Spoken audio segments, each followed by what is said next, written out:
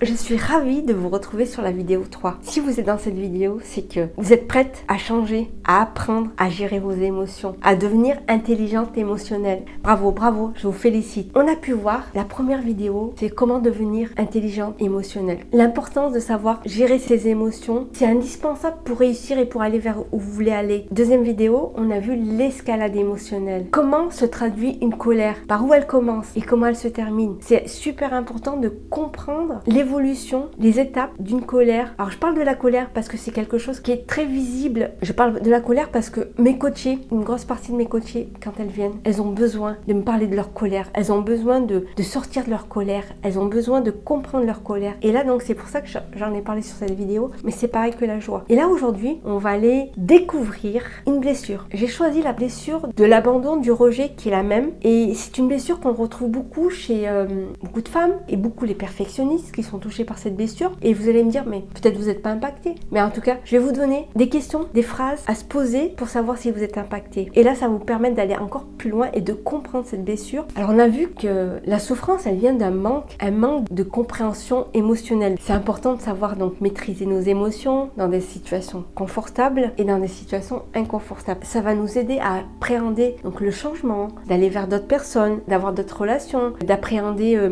l'échec, les situations inconfortables, d'appréhender surtout le passage à l'action. On a compris que observer ses émotions, c'est essentiel, c'est primordial de les observer au quotidien parce que ça a un impact dans nos vies. Et souvent, donc on souffre parce qu'on fait durer donc cette souffrance et on répète les schémas du passé. Et on s'auto-sabote et finalement, on n'arrive pas à passer à l'action. Donc on a peur et on active vraiment ces blessures du passé. Mon introduction est faite de répétition. C'est super important, c'est pour que vous puissiez vraiment comprendre ce fonctionnement, que vous puissiez vous imprégner. L'idée, c'est vraiment aussi à travers ces programmes, que vous commenciez déjà à intégrer. Je vous ai dit que je parlerai de la blessure de l'abandon et du rejet, qui sont identiques, que c'est la même blessure, que je retrouve beaucoup chez mes coachés, parce qu'elles se sabotent énormément dans leur comportement avant de passer à l'action. Pourquoi ? Parce qu'on active un pilotage automatique, moi je dis le mauvais pilotage automatique, c'est actionner les mauvaises habitudes qu'on a pris l'habitude qu'on a ancré en nous, qui vient activer donc ces blessures-là et qui viennent ruminer et qui vont aussi activer les ruminations du passé. Parce que votre passé, il faut savoir qu'il va influencer votre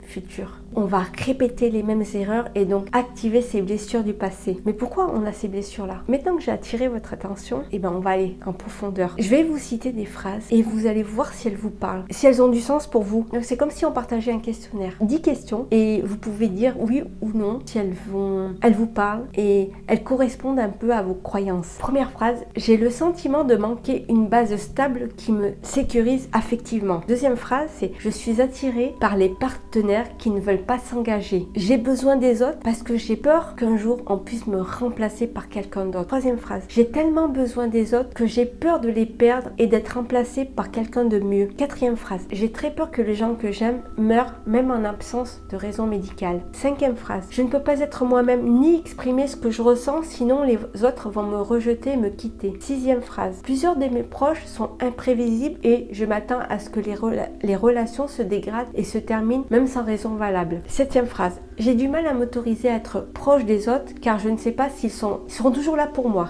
Huitième phrase, j'ai peur que les autres autour de moi me quittent et me trompent, m'abandonnent et ça me pousse parfois à avoir des comportements insensés, déraisonnables. Neuvième phrase, j'ai tellement peur que les autres m'abandonnent et donc je les repousse. Et la dixième phrase, j'ai souvent la conviction que je finirai toute seule. Donc l'idée c'est vraiment de dire oui ou non. Est-ce que cette phrase vous parle ou pas ? Il n'y a pas forcément d'intensité, de niveau d'intensité, plus ou moins je sens ça ou j'en sens. Juste dites-vous si ça vous parle. C'est vraiment à titre introspectif de faire ce premier bilan. Et si vous sentez une souffrance par rapport à ça, si ça vient déclencher quelque chose chez vous, souvent quand on souffre de la peur de l'abandon, on peut avoir des règles très rigides comme si je ne dis pas ce que veut l'autre, si je ne dis pas ce que veut entendre l'autre, l'autre il va me quitter. On a créé cette croyance que ça se passe comme ça. Donc c'est vraiment une règle rigide et on retrouve dans la peur de l'abandon. Donc le mécanisme qui se déclenche, c'est qu'on va se soumettre, on va accepter cette condition par peur d'être abandonné, à ce que l'autre nous quitte. Alors ça peut être une relation amicale, ça peut être une relation amoureuse, ça peut être aussi au boulot. Donc ces schémas,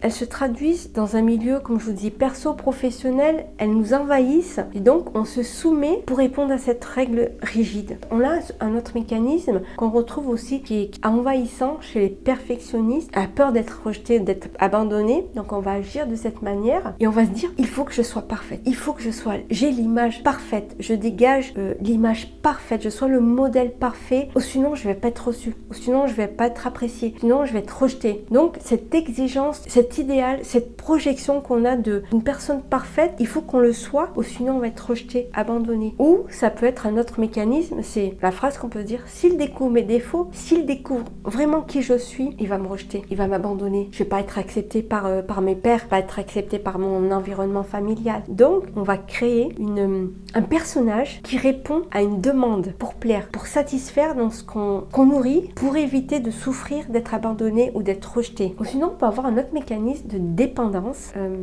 pour éviter d'être rejeté ou d'être abandonné. Si l'autre me quitte, je suis détruite psychologiquement, je ne pourrai pas assumer seule, je vais être malade, je vais en souffrir, je peux pas assumer toutes seules les responsabilités. Donc c'est vraiment un schéma de dépendance. J'ai besoin de l'autre pour vivre, pour assumer mes responsabilités. Sans lui, je suis perdue. Sans elle, je suis perdue. Et donc, cette dépendance, eh ben, on l'a créée par peur d'être abandonnée. Parce qu'on pense qu'on n'est pas dépendante, on ne peut pas assumer ses responsabilités seule. Donc là, on a vu les différents mécanismes qui se jouent pour éviter d'être rejeté, d'être abandonné. Ce sont des mécanismes de protection et souvent, on est inconscient. Je vous ai cité des phrases pour que vous puissiez prendre conscience de ces mécanismes qu'on répète pour se protéger. Et que finalement, ces mécanismes, est-ce qu'ils nous aident? Est-ce qu'ils sont là pour nous arranger? Est-ce qu'ils sont là pour nous faire évoluer? Ben non, ils sont contre-productifs ces mécanismes. Parce qu'on est là en train de chercher de l'aide, de la validation, de la sécurité à l'extérieur. On n'est pas nourri de sécurité, donc on va aller la chercher à l'extérieur. Ça nous rend forcément dépendants de quelqu'un. Ça va créer des peurs de se retrouver seul, de pas être responsable. On sera jamais libre. On va chercher la sécurité, l'assurance d'aller chercher donc la valeur à travers les yeux des autres. Et là, c'est vraiment important de comprendre ces mécanismes de peur qui sont déclenchés par cette blessure d'abandon